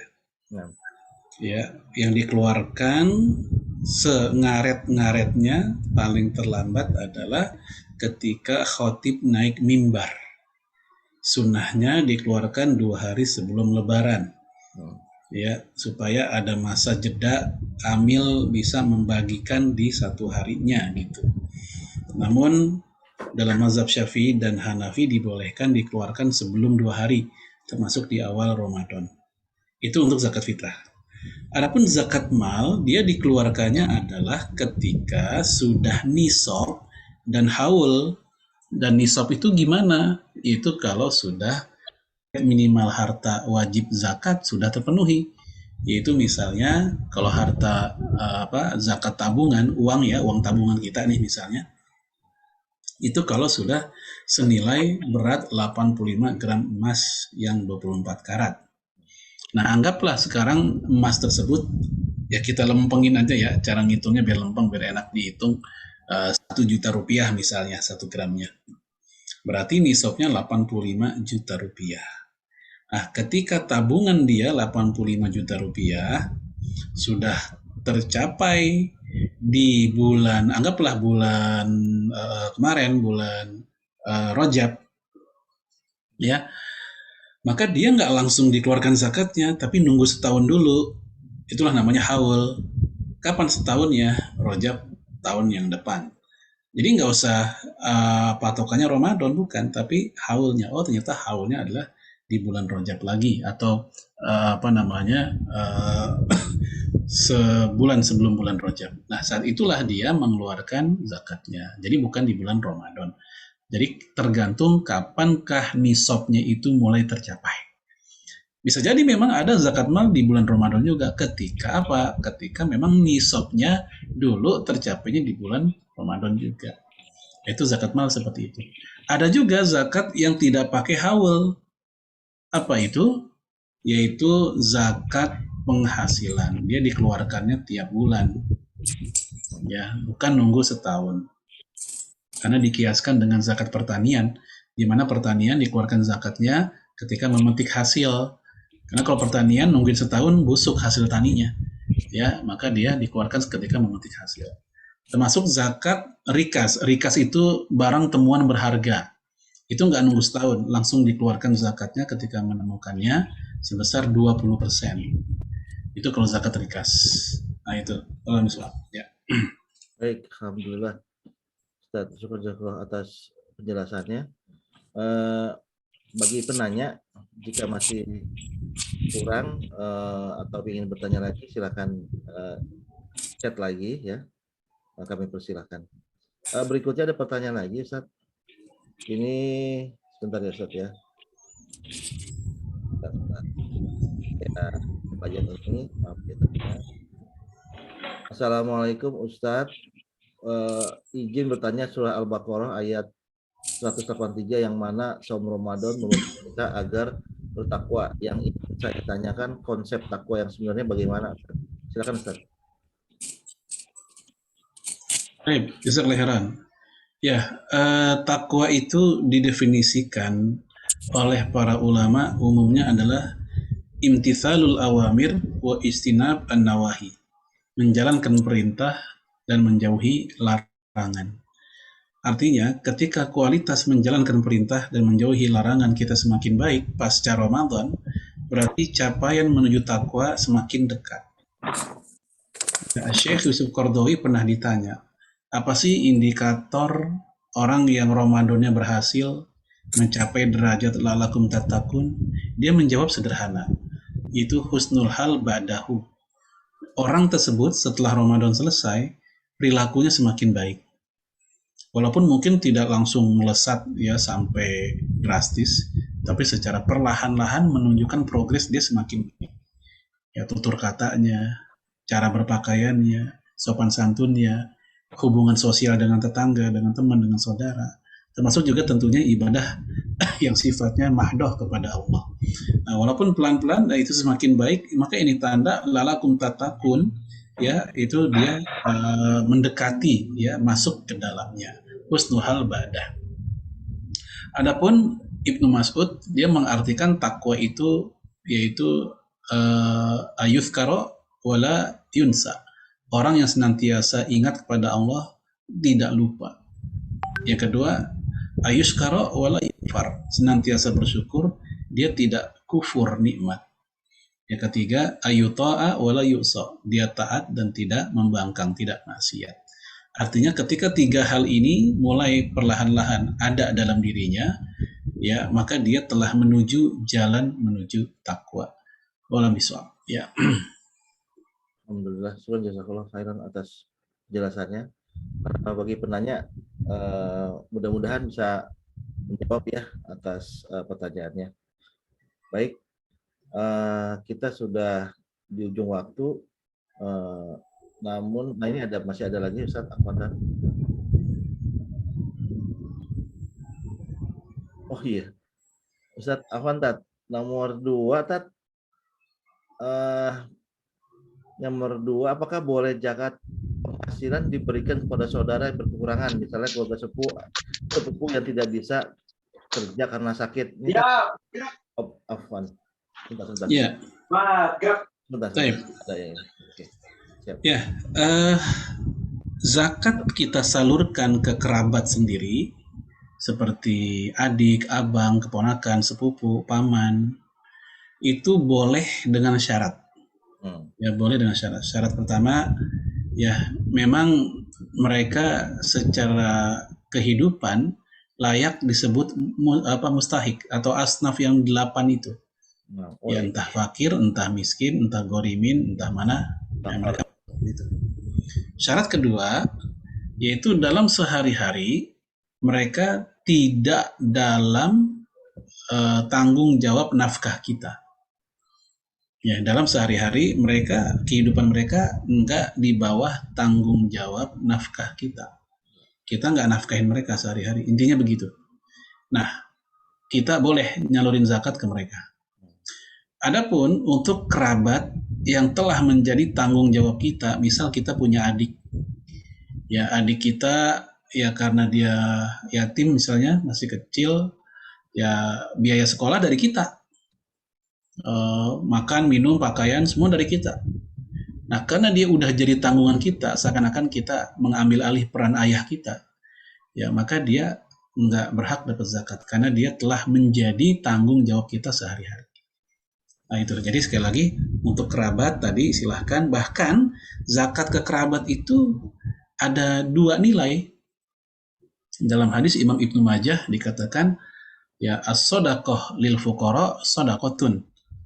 Ya zakat atau sedekah yang kita kasih ke orang fakir nilainya cuma 1, nilai sedekah doang. Tapi as-sodaqoh lidzir rahim, namun sedekah ke orang yang punya hubungan dengan kita, kerabat, maka nilainya 2, yaitu sodaqoh wa wasil arham, dan silaturahim. Gitu. Ada 2 nilai, nilai sedekah dan nilai silaturahim. Wallahu a'lam. Ya. Jadi bagi saudara yang bukan harus rutin kita nafkahi itu tidak boleh, Ustaz ya? Yang sehari-hari emang udah tanggung jawab kita ya. Oh iya ya. Yang sehari-harinya udah jadi tanggung jawab kita, Oh, iya. itu yang nggak dizakatin karena emang udah sehari-harinya kita yang ngurusin kehidupan dia. Iya, iya. Adapun yang untuk kerabat kita yang sehari-harinya bukan nama kita, bukan kita yang nanggung kehidupannya, dia boleh dizakatin gitu. Iya, Ustaz. Alhamdulillah. Baik, ini kita berikan kesempatan Ustaz kepada Pak Edi Santoso ya. Silakan Pak Edi. Silakan Ustaz. Silakan. Terima kasih Pak Roni. Assalamualaikum Pak Ustadz. Waalaikumsalam. Izin bertanya nih, ini sebetulnya terkait dengan aktivitas sebelum dan sesudah Ramadan. Ini khusus Jawa gitu ya. Kita kalau sebelum Ramadan itu kan ada ziarah kubur gitu ya. Besok mau puasa, tolong nanti ziarah kubur ke orang tua ya. Nah, nanti biasanya setelah kita Fitri, biasanya gitu juga. Habis Idul Fitri selesai ke makam lagi. Nah, ini saya juga takut nanti ini merupakan niatan yang nggak ada dasarnya gitu, Ustadz. Boleh dijelaskan Ustadz apakah ini ada dasarnya, sunahnya, ada arahannya Ustadz? Terima kasih. Ya, saya heran. Ziarah kubur secara umum dia sunnah. Ya, sebagaimana hadis Imam Bukhari, Imam Muslim juga, Aisyah bertanya, ya apa yang aku baca kalau aku ziarah kubur?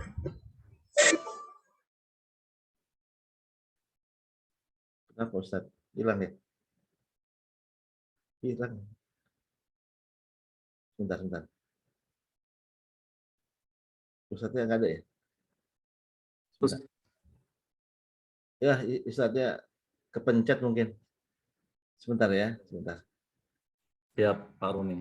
Ini masuk lagi Ustaznya. Pertanyaannya horor kayaknya. Pertanyaan berat sekali nih kayaknya nih. Pak, dari Sulawesi nih pertanyaan berat sekali. Jadi mana Ustaznya?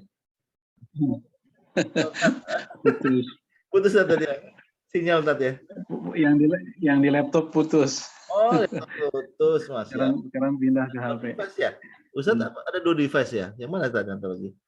Ya, satu aja. Oh, satu aja. Oke. Pindah. Nah, ya, jadi untuk ziarah kubur tadi ya, ketika Rasul ditanya oleh Aisyah, apa yang mesti saya baca kalau saya ziarah? Nabi pun menjawab, Assalamualaikum ya ahlad diyar minal mu'minin wa nahnu bikum insyaallah lahikun.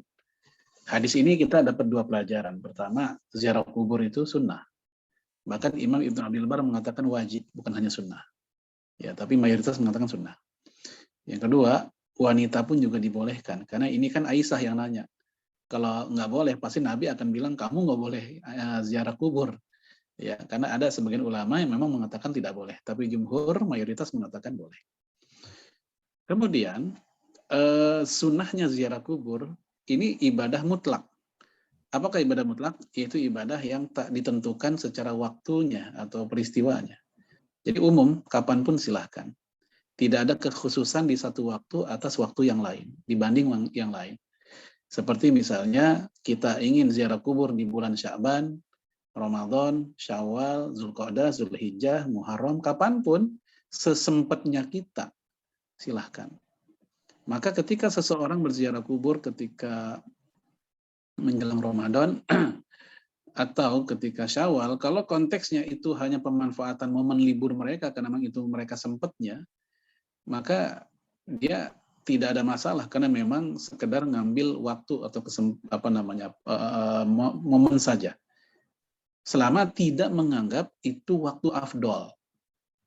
Ya, kalau menganggap itu waktu afdol, ini lebih utama nih ziarah kubur di ujung Sya'ban dengan di awal Syawal dibanding bulan lain.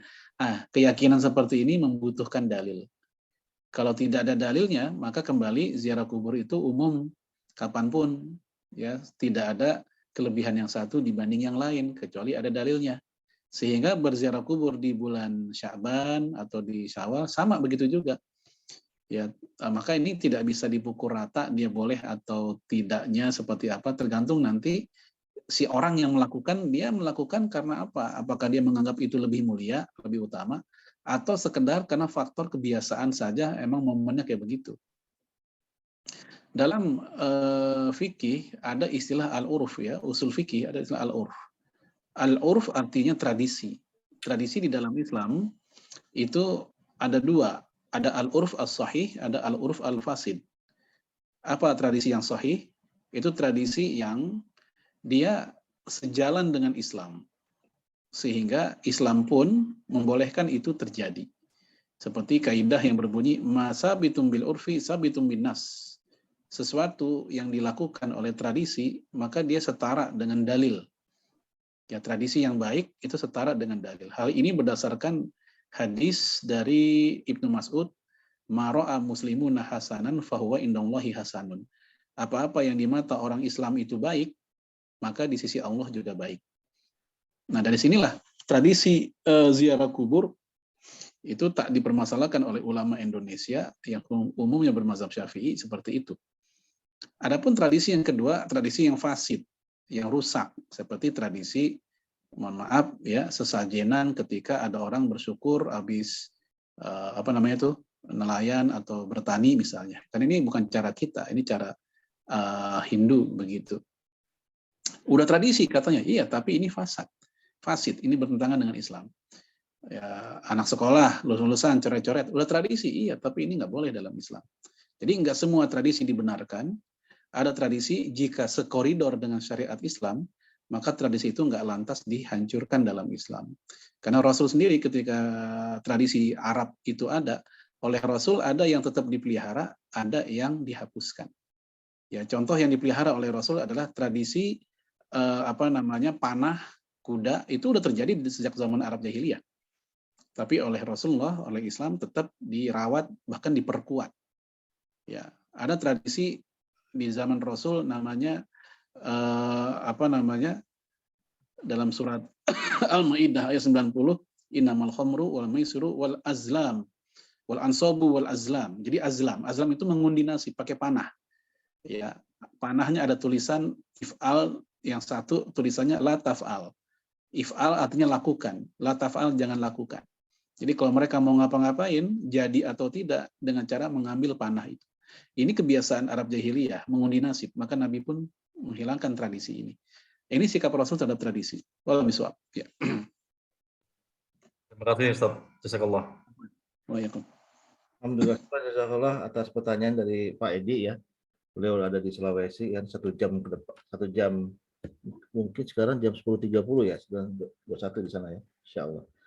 Ya, syukran jazakallah. Ini ada 2 pertanyaan lagi Ustaz ya. Masih sehat, masih stamina, masih fit ya. Insyaallah Ustaz ya.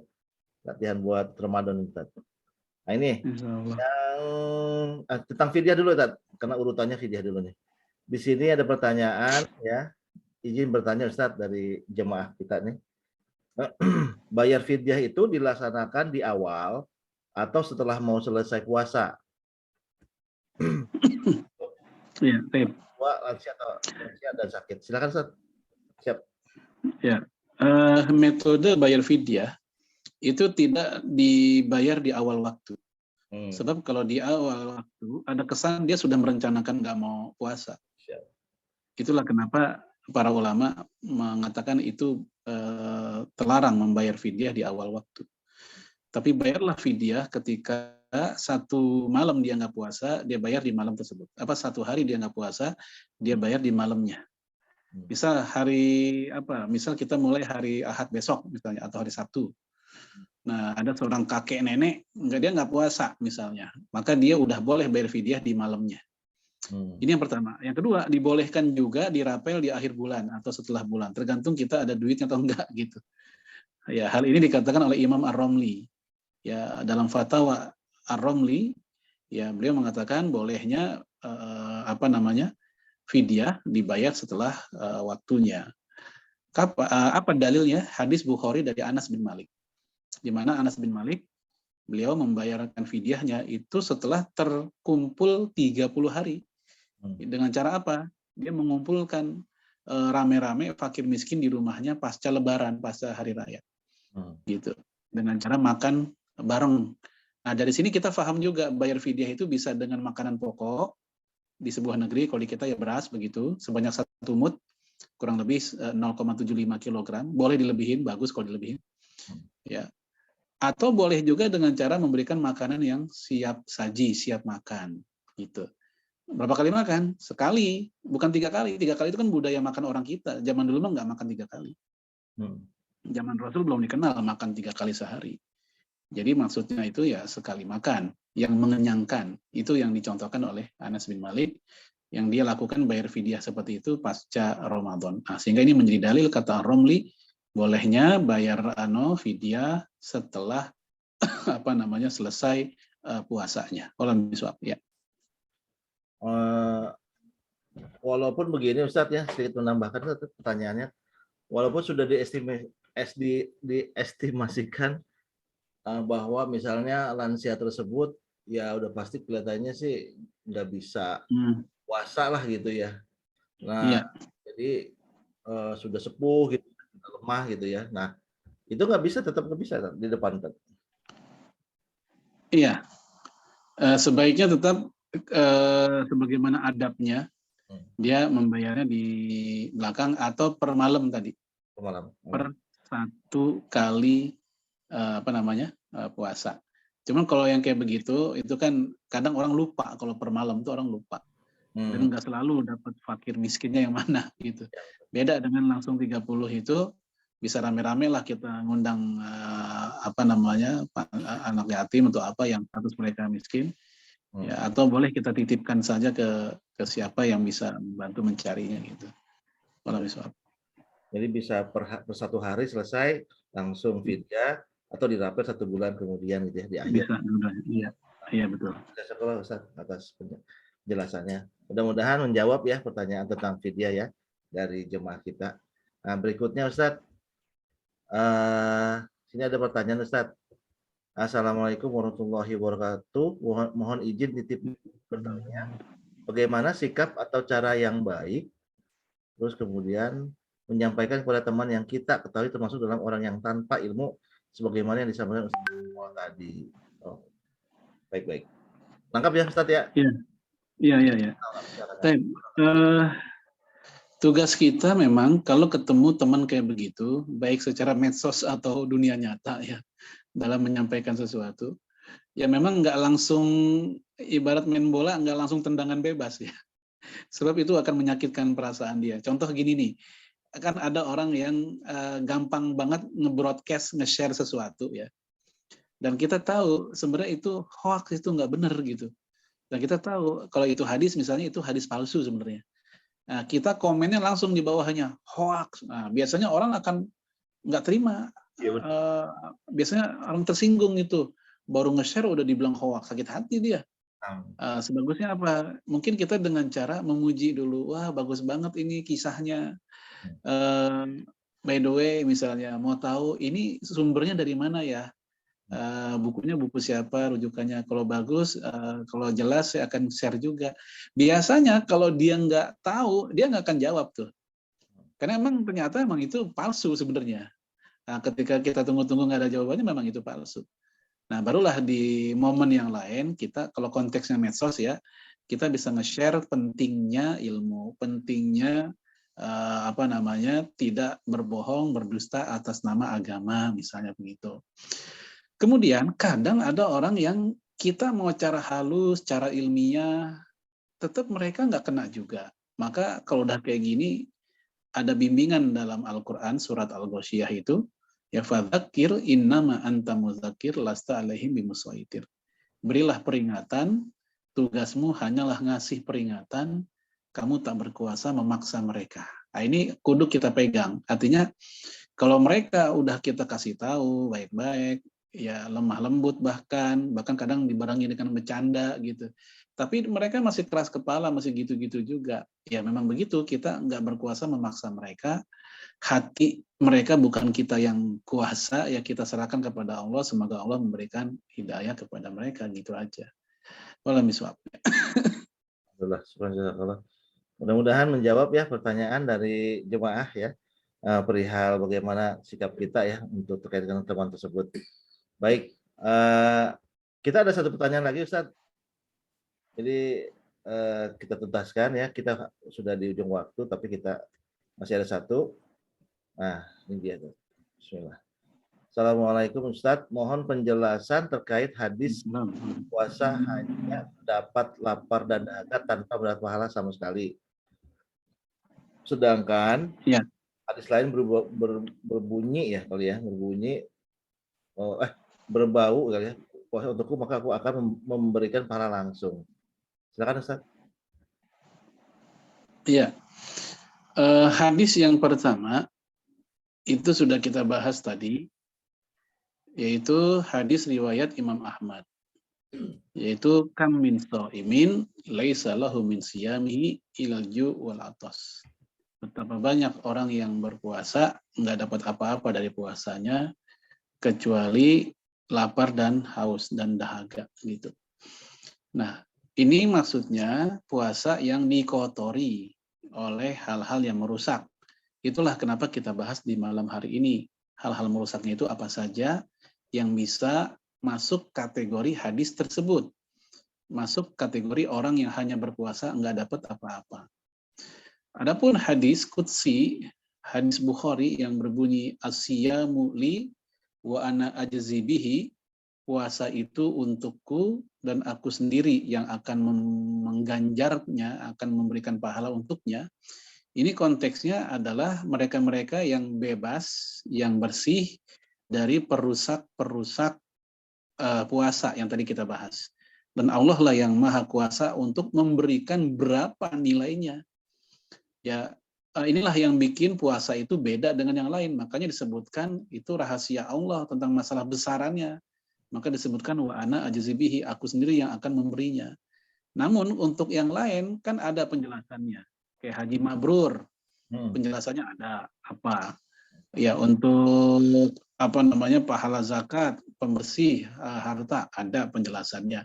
Tapi begitu puasa, berapa pahalanya atau apa pahalanya, itu dirahasiakan oleh Allah. Kenapa? Karena memang puasa sendiri sesuatu yang sifatnya rahasia sebenarnya. Kalau sholat kan kelihatan, orang haji berangkat kelihatan, orang zakat kelihatan sama amilnya dia salaman. Tapi kalau puasa, apakah orang yang ludah mulu atau bibirnya kering, oh ini orang puasa kali, kita nggak tahu juga. Apakah orang yang di rumahnya sahur, lantas di luarnya puasa, kita nggak tahu juga. Maka ini sangat rahasia. Maka wajar Allah sendiri juga yang akan merahasiakan berapa nilainya buat dia. Itu maksudnya. Wallahualam bishawab. Ya. Alhamdulillah. Mudah-mudahan terjawab ya atas penjelasan dari Ustadz. Baik, Bapak Ibu, ya Ustadz Farid, kita sudah di ujung waktu ya acara ini. Bagi mungkin teman-teman yang masih ingin bertanya, japri saja ke saya. Nanti mungkin insya Allah saya akan japri beliau untuk minta penjelasan atas pertanyaan tersebut. Kita masuk ke penutup, Ustadz. Ya mungkin dari Ustadz, kami persilahkan closing statement-nya, Ustadz. Terus kemudian langsung ditutup dengan doa. Silakan, Ustadz. Ya, Bapak Ibu sekalian, ya usia kita udah nggak lagi muda ya, udah rata-rata balita apa udah ini masih balita, Pak Roni? Jelita, Apa? jelita, Hah? jelita, Oh, jelita, jelang jelita, 50 tahun. jalan 50 tahun. Ya, artinya ya umur kita nggak lagi muda, semakin bertambah. Sementara jatah hidup kita di dunia semakin berkurang. Nggak ada jatah hidup semakin bertambah, berkurang. Tapi kita jangan sampai Ramadan kita gitu-gitu lagi, sama kayak tahun lalu. Maka ini PR kita bersama, saya pribadi dan kita semua, untuk sama-sama bermunafasah, berlomba-lomba, ya supaya kita mendapatkan Ramadan terbaik di tahun ini, yang bisa jadi ini Ramadan terakhir kita di tahun ini. Walau misal ya kita istighfar dulu. Astagfirullahaladzim. Astagfirullahaladzim. Min kulli dzambin wa atubu ilaih. Hamdan syakirin, hamdan yuafi ni'amahu kafi'u mazidah. Ya Rabbana lakal hamdu kama yanbaghi li jalali wajhikal karim azim sultanik. Allahumma salli wa sallim ala nabiyyina Muhammad wa ala alihi wa sahbihi ajma'in. Allahumma taqabbal minna salatana wa qiyamana wa siyamana wa jami'a ibadatina ya mujibas sa'ilin. Rabbana la tuzigh qulubana ba'da idh hadaitana wa hab lana min ladunka rahmah innaka antal wahhab. Rabbana hab lana min azwajina wa dhurriyyatina qurrata a'yun waj'alna lil muttaqina imama. Allahumma amitna alal Islam, Allahumma ahina alal Islam. Allahumma barik lana fi Sya'ban wa ballighna Ramadan. Allahumma barik lana fi Sya'ban wa ballighna Ramadan. Allahumma barik lana fi Sya'ban wa ballighna Ramadan. Allahumma ighfir lil muslimina wal muslimat wa mu'minina wa mu'minat al ahya'i minhum wal amwat innaka sami'un qaribun mujibud da'wati ya qadiyal hajat. Rabbik fir lana wa li walidina warhamhum kama rabbawna shighara. Rabbana atina fid dunya hasanah wa fil akhirati hasanah wa qina adzabannar. Wa sallallahu ala sayyidina Muhammadin wa ala alihi wa sahbihi wa sallam. Subhanaka rabbil izzati amma yasifun. Wassalamun ala mursalin walhamdulillahi rabbil alamin. Alhamdulillah, amin amin rabbal alamin. Syukur jazakallahu khairan atas doanya ini Ustaz Farid, dan juga dari awal sesi pemaparan sampai sesi tanya jawab.